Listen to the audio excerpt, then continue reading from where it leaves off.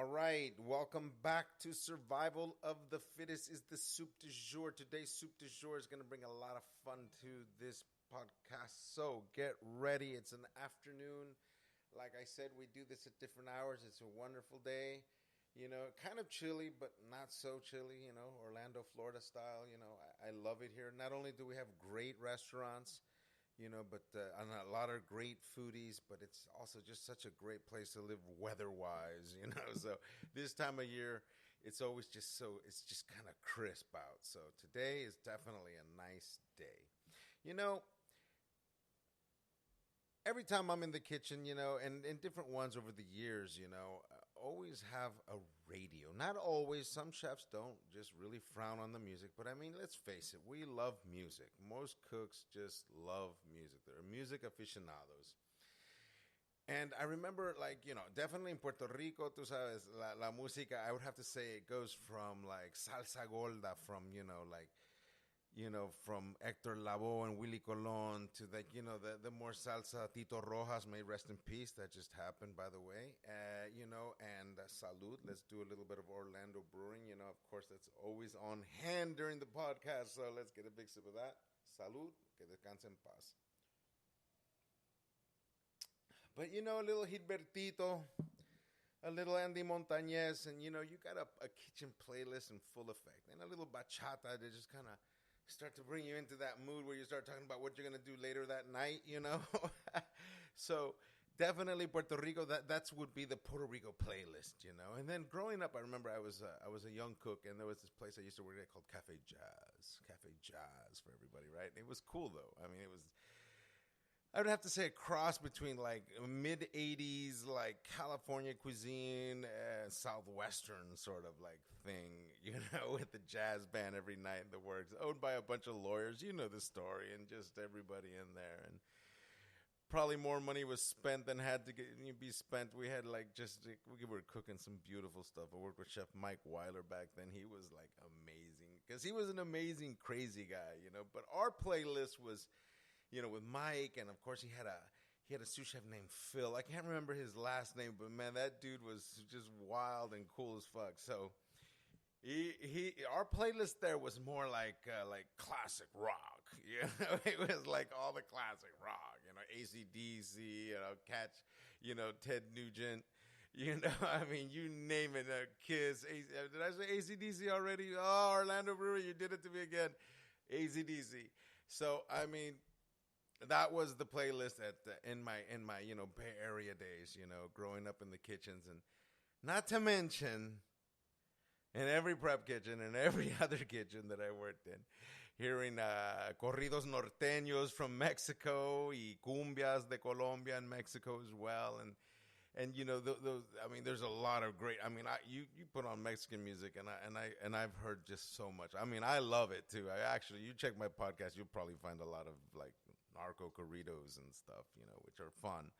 So, that would be the other playlist. And certainly my current playlist, I would have to say it goes heavy on the norteño banda style, even less cumbia, where, I don't mind cumbia. I love cumbia, actually, especially like Colombian cumbia, like Anaceto Molina, and just the heavy accordion, style cumbia, which is kind of, I guess, old now. But, once again, like the kitchen, music is timeless. So the playlist in the kitchen, I think that the relationship with the cook's music and the kitchen is amazing. And, please, send us what you listen to in the kitchen, or what you used to listen to. Just share 3 little different kitchens and the different musical genres on my Twitter. You can direct message me at Chef Treviño, and on Instagram, Chef Roberto Treviño, and Facebook, Chef Roberto Treviño. I sometimes I get all messed up with these things because it's just just throw some salt on it and it's perfect. So let's do a little more of this. Keeps me inspired, and especially with a day like today, just spectacular. I'm here actually looking out at the lake in front of my house. It's just beautiful. Real wildlife. I actually see alligators. I walk my dogs out there, and I freak out. I'm actually looking for alligators.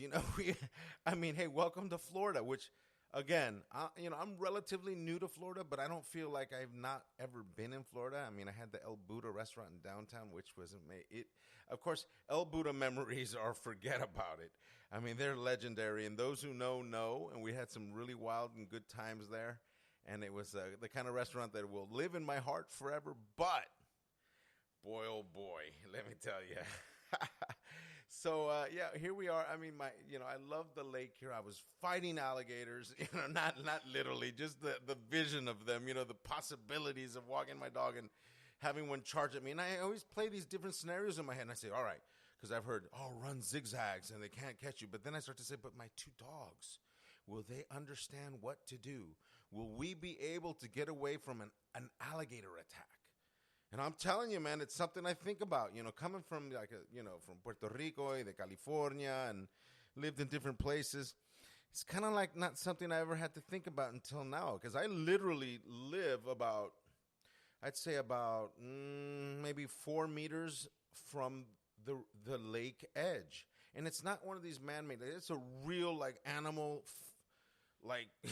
animal fish and like alligator and just beautiful birds. That's one thing I will say about this area, Florida, Central Florida. It's just there's so many cool birds here. You see some super red cardinals and some super cool bluebirds. And I know I'm just kind of way off today, but it's just kind of once again, what inspires you in life? Things like that inspire me, actually contemplating an alligator attack. So, we go on. I'll just move forward with that one. We'll leave the whole alligator theme back. But, once again, Central Florida has such great restaurants. I'd like to hear from local chefs here in the Orlando area, anywhere around here, actually. We'll even invite the Tampa chefs. Come on, give us some feedback. What do you think of the biz lately? What people like? It's amazing. I mean, you can try to sell them foie gras, but I don't know. Do they want foie gras? Do they want cheese fries? Do they want, we can come up with a half dozen French fry dishes, which I can totally dig. I love poutine. Shout out to Fayaz, who does his poutine contest every year. I can't wait to see what's coming in, during the COVID. I wonder if they're going to try to pull it off, which would be exciting. I hope I get invited because I think I would like to do some kind of poutine. Of course, some choripapas. I think those are always awesome, And of course, nacho fries, I'll do nacho fries all day with like pickled jalapenos all day. And, and some kind of ground beef, but not like chili, but just some seasoned ground beef. Because, people have their thing with ground beef, but, all cooks love ground beef. Ground beef is awesome. So definitely. And by the way, hamburgers, that's ground beef. So hamburgers are amazing. Who doesn't love hamburgers? I mean, I would love to have a hamburger restaurant, but there's so many here in the Orlando area. I just have to stay away from the burgers for now. Other than, of course, wanting to eat as many as I can. One of my heroes in life was Wimpy from the Popeye cartoons, because he always wanted a burger. He was gladly pay you on Tuesday kind of angle. So, burgers are burgers, and pizza, of course. Pizza is another one of my faves. But I mean, really, am I preaching to the choir here? I mean, really, I'm talking about beer, pizza, and burgers and fries, different kinds of fries. Yes, I am, because those are the foods that I like to eat. But don't get me wrong. Now, when it comes to cooking, I don't know. It's just a whole nother bag of beans, And literally, it's a big bag of beans sometimes. And you're amazed how far rice and beans have taken the culinary industry. Whether it be, Cajun style, old Paul Perdome at K. Paul's there doing the red beans and rice, or the dirty rice, to arroz y habichuelas for Puerto Rico, congri from Cuba, Mexican rice, cilantro rice. I mean, we can go down the line, basmati rice. I mean, yum, just rice. Rice is one of those things. I mean, it feeds probably most of the world, I'd say. Most of the world eats rice. So, it makes sense that restaurants have made a fortune selling rice. Thank you, I will take that 100%, so rice is good. And now you got to make it exciting, I mean, one thing I will tell you about Puerto Rico rice, all right? Puerto Rico rice is awesome because it's just got this very particular, like, I've been steaming, I'm like grano mediano, like a mid-grain. I got plenty of salt, plenty of oil, and I'm cooked slow, and I'm killer, and Puerto Rico white rice with a fried egg on top. For me, that's quite possibly my favorite thing to eat. I don't even need the beans. I don't need anything. You know what? And you know what? If I really want to be luxurious, and since we're in the time of year, this is truffle season. If someone wanted to give me white rice de Puerto Rico with a fried egg and some shaved white truffles from Alba, I'll take it. Now, there's the chef in me, right? I mean, I talked about chori fries, and I talked about, money shot. Put the truffles on my fried egg and rice, and I tell you what, papa, me la voy a gozar y gozar. So, to all my friends all over Los Angeles, New York, Puerto Rico, Texas, Mexico, muchos saludos. It's been a good holiday season. We're just really hours away from the end of the year. So just take care of yourselves. Enjoy. Always try to find yourself inspired. Be in the kitchen and tell yourself, like, I don't care if I have to just do like hamburger setups or just make rice or I prep all day or my glorified prep cook, whatever the case. Inspire yourself to do wonderful food. And food and the restaurant business and the kitchen will give back to you tenfold. It will feed you. It will not only like literally feed you, will it feed your soul, your creative side. It will give you that edge that I say all cooks need to continue to find their edge. You don't just buy a knife and never sharpen it. You keep sharpening it your entire career. Keep sharpening yourself up like a fine blade. And all of us who cook know what it is to have a fine blade. So you are indeed a survivor. And remember, survival of the fittest is the soup du jour. I'm Chef Roberto Treviño, and it's always a pleasure to talk to you. We're hours away from 2021.